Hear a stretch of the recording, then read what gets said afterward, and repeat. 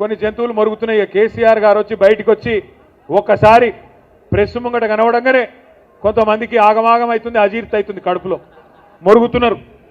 ఎట్లా మాట్లాడుతున్నారో మీరు చూస్తున్నారు. ఎంత దుర్మార్గం కాకపోతే ఒక 71-72 ఏళ్ల పెద్ద మనిషి 2 సార్లు రాష్ట్రానికి ప్రజల చేత ముఖ్యమంత్రిగా ఎన్నుకోబడ్డ నాయకుడు, తెలంగాణ తెచ్చిన నాయకుడు, అట్లాంటి నాయకుడిని పట్టుకొని నోటికొచ్చిన మాటలు. ఒకసారేమో కాలిరిగింది అని ఆనందం, ఇంకోసారేమో ఆయన చచ్చిపోవాలని చెప్పి శాపనార్థాలు.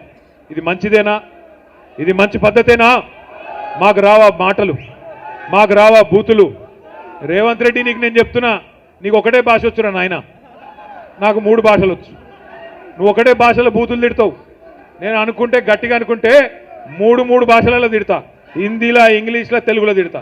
నీకు ఒకటే వచ్చు, నేను పక్కా ఉర్దూలో కూడా తిడతా. ఇక మా అక్క వాళ్ళను, మా అన్న వాళ్ళని అడిగి కొన్ని రోజుల గోర్మాటి భాష కూడా నేర్చుకుని అందులో కూడా తిడతా.